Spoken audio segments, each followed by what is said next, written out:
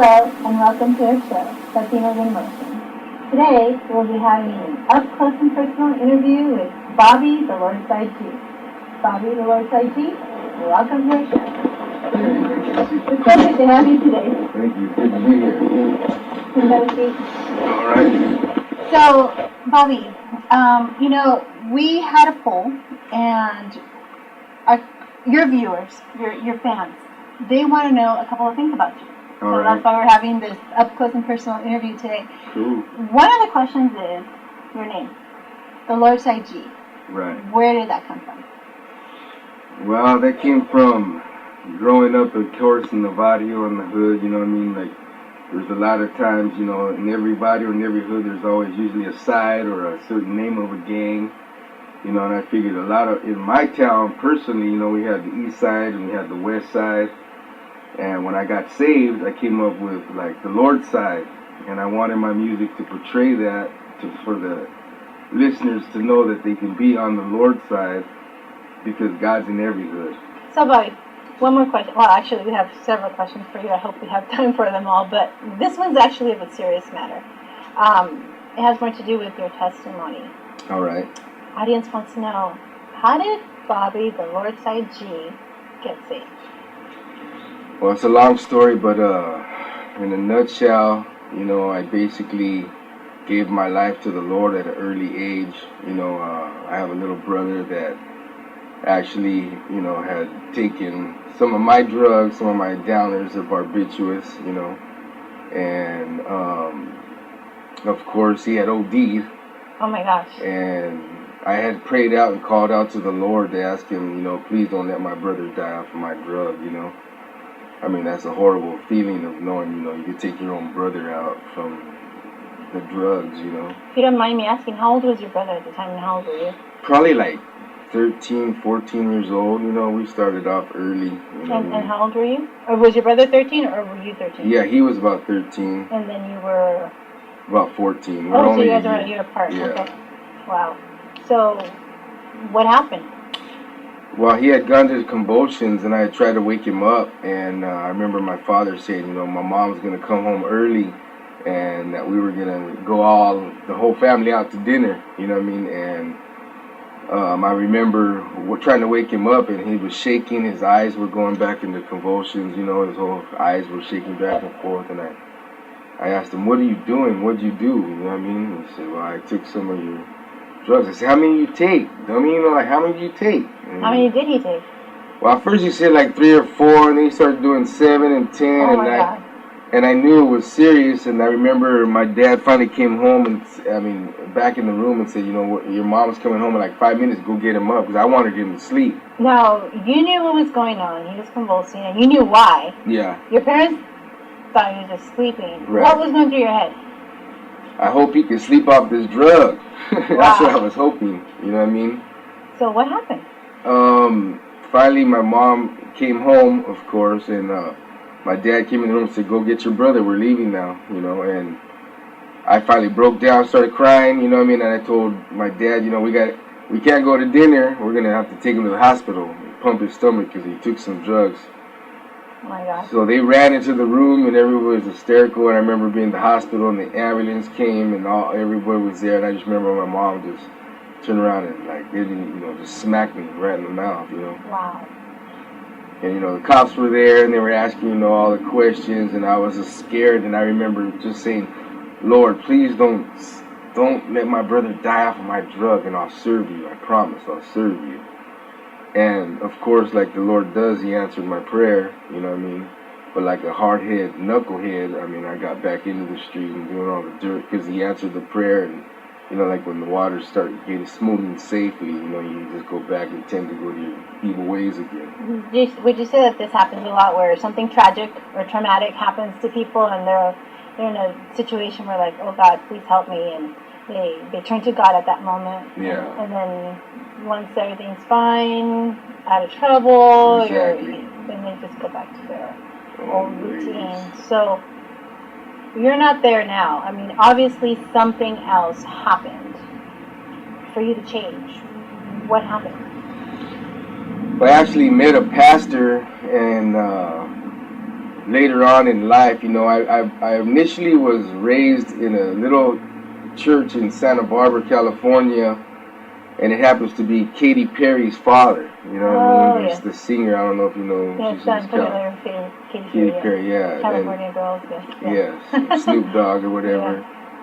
And she used to sing at the church, but he was like an old biker guy. He had a long beard but powerful. And I remember going to that church, and we went to all the youth groups and everything like that. And I remember even my father was like an alcoholic. And I grew up in Alateen. I don't know if anybody's heard of Alateen, but it's for children that grew up with an alcoholic father, and I remember going to Alateen and doing all that stuff, programs that they teach you, to stop drinking. And one day he had come home and he kept slugging the mirror in the bathroom, the medicine cabinet, and kept saying, "Your mother doesn't love me no more, your mother doesn't love me."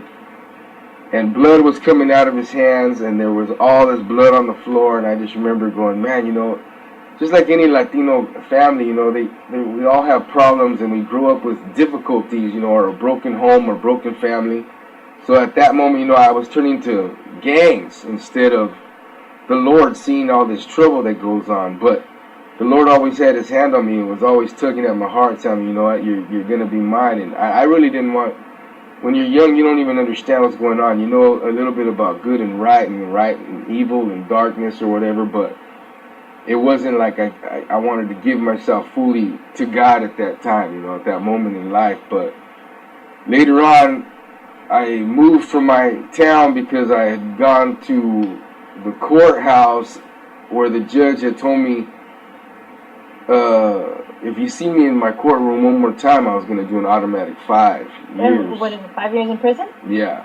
Wow. He said, I don't care what you're in my courtroom for. I don't care if you spit on the floor and someone ratted you out. If I see your face in my courtroom, I'm going to give you an automatic 5. So did that shake you up and say, okay, you're Bobby Lordside, come on, you got to get your act together? Yeah, it did. You know what I mean? Because I knew in my heart, I always had dreams about going to prison and what have you, but I knew in my heart that was never me, and I didn't want to live that life. I knew I could hang if I did it, and if somebody hurt my family or something like that, but it was in my heart of hearts.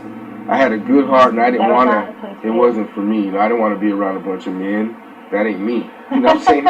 Yes, I do. So either you changed your ways, you changed your bad habits, whatever it is that you were doing at the time, or you go to prison. Right. So was that the turning point for you? Was that the point where you said, it was, okay. But the only thing that I did, I put a Band-Aid on it, and I just bounced out. I moved to a different city, happened to be San Diego, California. You know what I mean? I didn't even know where I was going. I just said, okay, I'm leaving.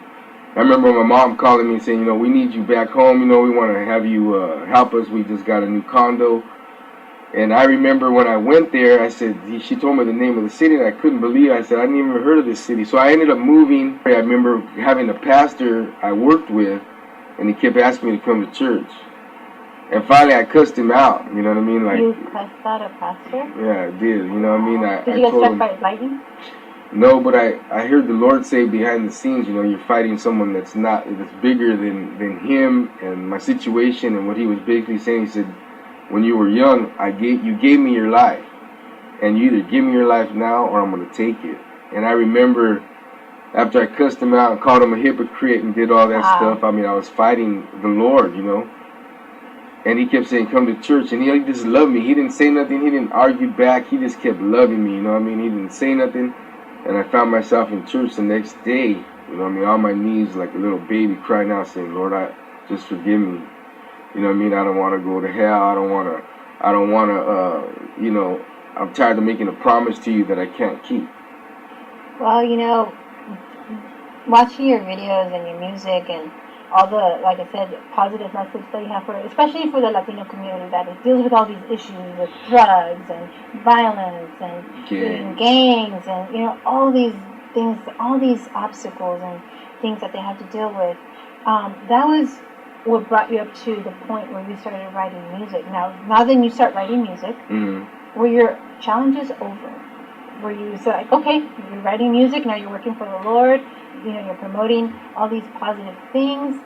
Was the fight over for you? No, definitely not. It's never easy on this road. You know what I'm saying? It's like I always think about it this way. If I was rapping around the hood and rapping around gangs and rapping around about lowriders, I'd probably, straight blow up and have all the things the enemy has to give you right at my fingertips. But, I've been in a couple bad contracts. I was signed, I'm not going to say any names, but to a contract where they own you. They own your music, my name, you know what I mean? And I couldn't go out like that, you know what I mean? It's like they get all the money and then I would get nothing, you know what I mean? Or, I just recently got hit up to do a live TV reality show. And how did that go? Well, it was beautiful. No, it was beautiful, but he said, we'll make you famous just like the same person that put me up on game and stuff to do my music, but then they don't want to give you a dime. You know what I mean? And for you struggling rappers out there, just, be true to yourself. Be independent if you have to. You know what I mean? If you're going to get signed, make sure you don't get stuck with a bad contract because they're hard to get out and they're wolves in sheep's clothing, really. I mean, they want to put $20,000 or $100,000 in their pocket and then not give you a dime. And I just say, if you're gonna eat steak and lobster, all I want is a burrito. Just give me a burrito. You're making me hungry. I love burritos. What do you like in your burritos? Everything, as long as they're salsa. You know what I'm saying? Sounds good to me. Gotta have some. That sounds good to me. So, talking about your music, later on, we're gonna take the audience into an actual live recording. Behind the scenes. Behind the scenes, yes. All right. And you're going to show us exactly how it is that you produce your music and take us and give us an insider's look into that. And how the music's made. Yeah, I'm really excited about that because I can't put a note together to save my life. Cool. Yeah. And also, before I forget, there is one video. God bless the body. I hope he does. I hope so too. There's one of your videos, you put that out last year? Yes. I really enjoyed that video, and actually we have it here on our screen. All right. So tell us about this video. I really, really like it because I think it touches a lot of the Latino community. You have the music, and so tell us a little bit about that. Well, I just wanted to, I come up with a song in my head and I'll say, like, God bless, I want the Lord to bless the barrio. So later on, He'll inspire me to write a song on the barrio. So I started incorporating things like Dia de los Muertos and all. Her, Mayra, she did all the makeup. Mayra. She's fabulous job. She did a fantastic job with the, good job, Mayra. Yeah, no doubt. Kudos to Mayra. And, for doing the Dia de los Muertos faces on the hyenas, and of course I have a homeboy that his father plays the bongos and always wanted to do it, or the congas I should say, and he was playing on the video. We just have a fun time, just making the Lord bless the barrio, there was a little dog in the back that was just there on set, like all the alleyways, they have barbed wire and they have dogs behind the trash, and we just do it on the street corner, put some lolos up, and get busy. Have dancers. It's fun. Yeah, I saw that. I really enjoyed watching that, especially since I love dance and salsa. And I saw we had some salsa dancers on there as well. So that was really nice. Now, do you have any upcoming projects, new videos for this 2013 year, 2014? I have a few things in mind. I just know that it takes money and time, so be patient with me. I wish people were just helping me with this thing, but I'm independent. I do everything by myself, of course with the Lord and the Lord's help. But I have a song called 5 Minutes to Midnight, and it's I want this to be like 1920s, kind of like the Great Gatsby look, Cotton Club, and the old girls with the gloves and the Model T cars and the oldie look, like from the 20s. Very nice. Now, have you gotten all your members for that video? Are you still looking for? I'm always looking, if you guys want to get involved, I always post up something as to location and where I'll be. And if you guys show up, you're in the video. I got that love for my raza, Okay, Bobby Lordside G, where can your fans, the audience, go to so they can contact you? If, say, there's someone out there that would like to participate in your upcoming videos, how can they get a hold of you? They can get a hold of me on my email. It's LordsideGangsta with an A at yahoo.com. If you want to order and download my music, they can go to cdbaby.com and artist search Lordside Gangster, and you can find me there. So, Now we have the pleasure of watching how Bobby Lordside G works behind the scenes. Hey, what's up? We're behind the scenes right now. We're about to head to my homeboy Dominator's pad. And for those of you that don't know, now you're gonna know exactly how we make the music. God bless the barrio, barrio. God bless the barrio, barrio. God bless. So right now we just pulled up to the homie's house right now, and we're gonna see it, check him out, and see if he's home. Get the stuff cracking. Alright. What's up, my boy? Come in, let me show you how you make real music. Happening in the barrio today, and it's getting so crazy, homes, and it makes me sick, yeah. All the robbing and stealing, mean mugging and killing, and all them drive-bys, homes, and acting like a villain. Michael Jackson, when he was actually here on trial before he passed away, Dom actually took the time to set up some of his albums while he was in trial here in Santa Maria, California. And some of those autographs are authentic autographs from the man, the myth, the legendary Michael Jackson. Before he passed away, those are his autographs. He actually got Michael Jackson to sign his albums while he was here. A lot of people ask me how I get my music done, and normally I get inspired with, maybe I start with a hook. And music, for those of you that don't know, is actually like a puzzle. We're gonna see how Dominator creates his music and production behind the scenes with his talent, because he's a real producer. And if you're an artist out there that does R&B or any kind of Chicano rap, get at this dude, because he's cool people and he has reasonable prices. He's down to earth, so get at him. What's up? What's cracking, Dominator? Yeah, we're just getting ready to throw this beat down. Whatever ideas he gives me, we just try to bring them to life and get it cracking right here. Waiting for the computer to load up. We're going to be using Fruity Loops today. I don't usually just stick to one way of making beats. I usually, however I get inspired, sometimes I'll do live instruments, sometimes I'll do digital instruments. Like, I don't always use Fruity Loops. Sometimes I'll just put a drum track on the machine right here on the 1880, and then just play live keyboards on top of that. But right now we want to work kind of quickly. We don't want to be taking 3 weeks to finish a beat off. We want to try to get something cracking like within the next half hour to an hour or so. So I like to use Fruity Loops because it works pretty quick. Oh, we've also got my homeboy, my primo, which is my DJ. His name is DJ T Smooth in the house. Right now I got something in my head that just came inspired like right today. What is it? Hot off the rack. It's a kind Let's of. hear it. It goes, if God said it, then it shall be done. And if God said it, it shall be done. Is it a good tempo? If God said it, it shall be done. Good. If God said it, then it shall be done. And that's all I do, man. I give Dominator a hook on how I want the song to be, and he takes it from there and does his thing.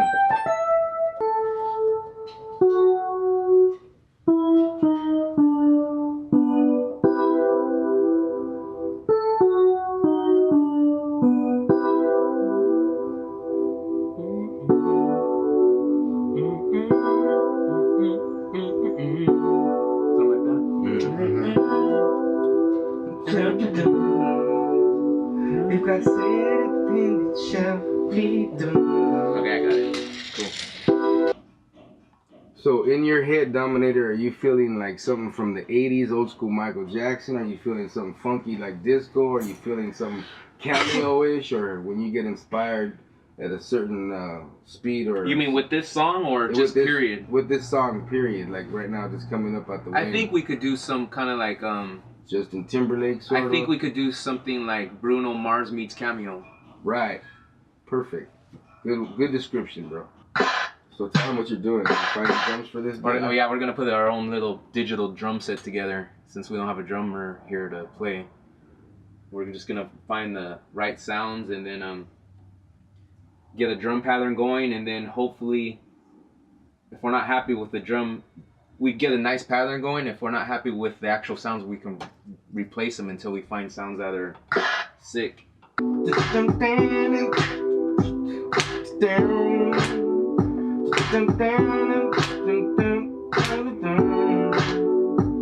It's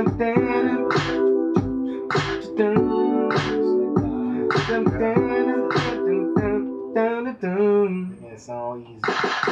The important thing is when you're making music and you come up with a good hook, that the producer's feeling what you're working with, so he knows where to go with it, basically. Yeah, the cool thing about it is that I already liked it. As soon as I heard it, I already... Oh, now he's putting a little effect on it that actually echoes out, and which brings you the real pure funk, like something that Al DeBarge would come up with, or again, Bruno Mars, or Justin Timberlake, or Michael Jackson. So now he's gonna raise the tempo to give it a more dance beat. Like my homeboy Brown Hood said, so the minute he heard this, he wanted to grab a girl and ask her to dance. How's that feel? That's kind of funny. Will it still work? So actually now he's like actually juicing it up with the keys to give you that funk element to make the song happen. But as me and my homeboy DJ T-Smooth were talking, sometimes there's a lot of music that inspires you that you actually think about in other music and say, hey, doesn't that sound like that one song? And I think that's the beauty of music, because once you make that happen and it feels like you can sing it forever, that's what's so catchy, and it makes you, the listener, want to buy it and listen to it. And that's what creating music is all about. So we got the beat cracking. Lordside's pretty happy with what he got, and hopefully he'll come back with something really good. I know he will. Alright, basically now what we're doing is Dominator's actually created the beat for something for me to write to. So as far as the lyrics go and the inspiration, I have the hook, the chorus, which is if God said it, then if Jesus said it, then it shall be done.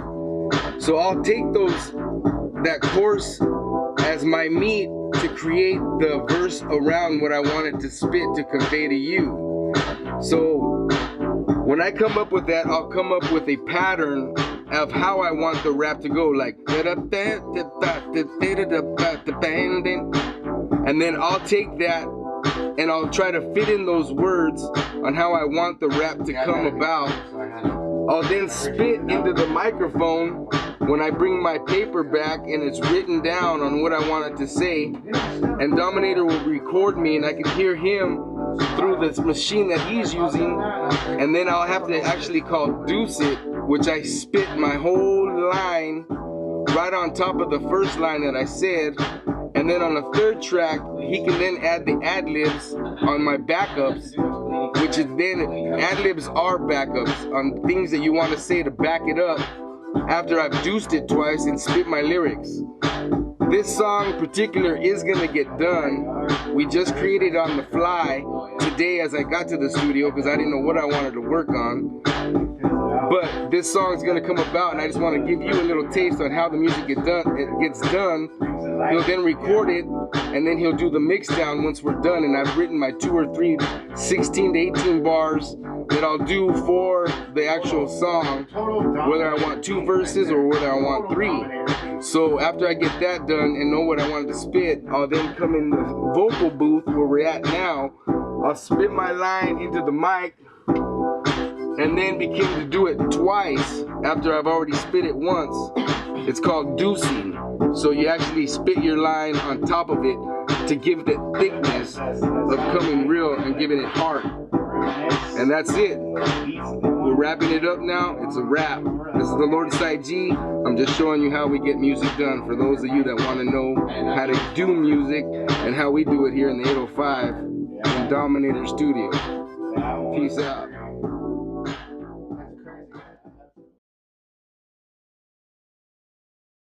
So, Lordside G, any last words to your fans?